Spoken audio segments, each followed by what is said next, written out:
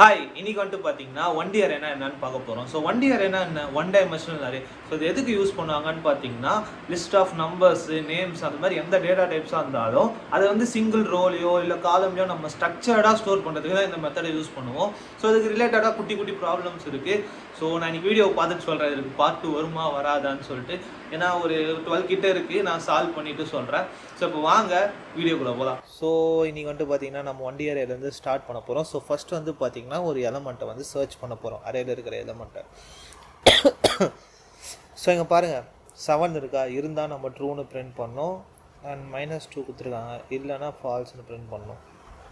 So easy தான். So first வந்து linear search method use பண்ணியிருக்காங்க. ஸோ இது டிஃபால்ட்டாக போகிற கோடு. அண்ட் நெக்ஸ்ட்டு வந்துட்டு பார்த்தீங்கன்னா பூலியன் டெஸ்ட் வந்து ஃபால்ஸ் கொடுத்து வச்சுருக்காங்க. ஸோ இது எதுக்குன்னு பார்த்தீங்கன்னா, எலமெண்ட் வந்து பிரிண்ட் ஆகலைன்னா வந்து இந்த எலமெண்ட் வந்து நாட் ப்ரெசன்ட் அப்படின்ற மாதிரி நம்ம வந்து கோட் பண்ணோம்ல. ஸோ அதுக்கோசம் சப்போஸ் இருந்துச்சுன்னா அந்த டைமில் வந்து நான் என்ன பண்ணணும்னு பார்த்தீங்கன்னா, இந்த இருக்குல்ல இந்த 2 செக் வேல்யூன்றதை வந்து நான் ப்ரைவேட் வேரியபிளில் இனிஷியலைஸ் பண்ணியிருக்கேன்ல.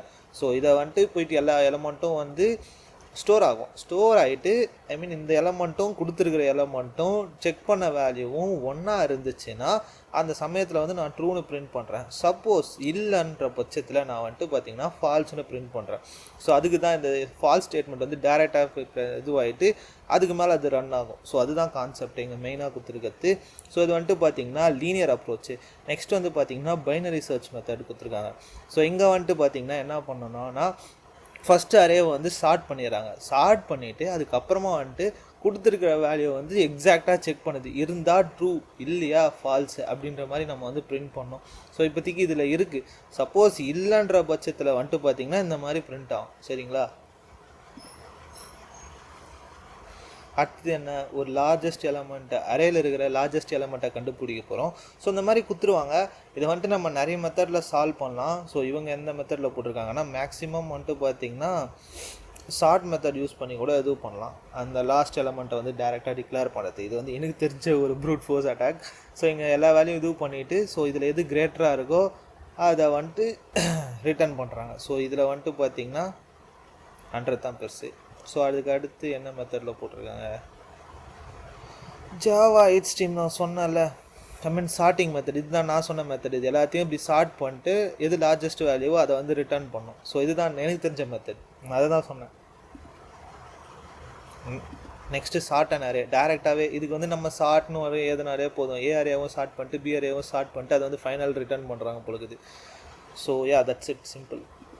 அடுத்து என்ன பண்ணலாம், sort elements and descending order. So descending order வரணும்னா அந்த ஆர்டரை வந்து நம்ம மாற்றணுங்க. அது ஒரு ரிவர்ஸ் ஆர்டர் போட்டிருக்காங்கல்ல. ஸோ இந்த கான்செப்டில் வந்து போட்டேன்னு வைங்களேன், அந்த 5 4 3 2 1ன்னு சொல்லிட்டு அசெண்டிங் ஆர்டர் இதுவாகும். இதே டேரெக்டாக வந்து இது பண்ணோன்னா ஸோ அதுக்குமே குத்துக்கிறாங்க பாருங்கள், அசெண்டிங் ஆர்டருக்கு. ஸோ அசெண்டிங் ஆர்டரை பொறுத்த வரைக்கும் வந்து பார்த்திங்கன்னா நம்ம டேரெக்ட் ஸ்டார்ட் பண்ணாலே நமக்கு அசெண்டிங் ஆர்டரில் தான் வரும். அரேடா சார்ட்னு போட்டு இது பண்ணலாம். பபுள் சார்ட்டு பார்க்குறேன்னா பாருங்கள். நெக்ஸ்ட்டு வந்து டூப்ளிகேட்டை ரிமூவ் பண்ணுறது. ஸோ டூப்ளிகேட்டை ரிமூவ் பண்ணுறதுக்கு எப்படி பண்ணுவாங்கன்னு பார்த்தீங்கன்னா, ஒரு இங்கே என்ன பண்ணியிருக்காங்க, ஜாவாவா C++ஆ, ஐயோ இதுக்கெல்லாம் நமக்கு தெரியாது. ஸோ இங்கே ஒரு ஆஷ் மேப்பை யூஸ் பண்ணியிருக்காங்க. ஸோ அதில் வந்துட்டு பார்த்திங்கன்னா இந்த இது இருக்குல்ல. ஸோ இதில் வந்து போயிட்டு யூனிக்கான நம்பர்ஸ் எல்லாம் ஸ்டோர் ஆகும். டூப்ளிகேட்ஸாக இருந்தால் நெக்லெக்ட் பண்ணுறோம். அதுதான் ஒரு ஆஷ் மேப்போட சிறந்த ஒரு என்ன சொல்லலாம், சரி விடுங்க, அதோடைய ஸ்பெஷாலிட்டியாக இருந்தாங்க. தமிழில் சொல்லலான்னு நினச்சேன், வரமாட்டேங்குது. ஸோ இப்போ 1 வரும், 2 வரும், 3 வரும், 4 வரும், 5 வரும். ஸோ அவள் தான் சிம்பிளாக அது முடிச்சிருக்காங்க. ஸோ இதே ட்ரை பண்ணி பாருங்கள். அண்டு எத்தனை முடிச்சிருக்கேன், 5 6 சரி, 2 அரேவை எப்படி மெர்ஜ் பண்ணலான்னு பார்ப்போமா.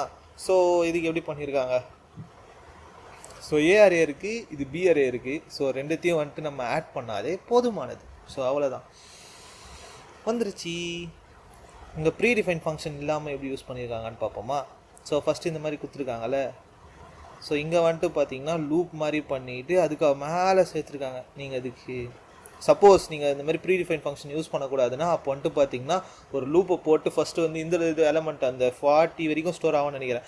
அதுக்கப்புறமா அடுத்த லூப்பை போட்டு இங்கே வந்து இது ஸ்டோர் ஆகும். அப்புறம் வந்துட்டு பார்த்தீங்கன்னா ரெண்டுத்தையும் நீங்கள் மெர்ஜ் பண்ணிட்டு இது பண்ணுற மாதிரி இருக்கும். ஸோ மோஸ்ட்டாக ப்ரீ டிஃபைன் பண்ணியே நம்ம யூஸ் பண்ணலான்னு நினைக்கிறேன். ஸோ பார்ப்போம் எப்படி இதாக இருக்குன்னு. ஸோ மீதி இருக்கிற கோட்லாம் நம்ம நாளைக்கு பார்ப்போம். ஸோ அதை தாங்க முக்கியமாக கன்வே பண்ணணும்னு நினச்சேன். அண்ட் இந்த மாதிரி நிறைய வீடியோஸ் பார்க்க மறக்காமல் ஃபாலோ சப்ஸ்கிரைப்லாம் பண்ணுங்கள். அண்ட் ஆல்சோ வீடியோ டடா.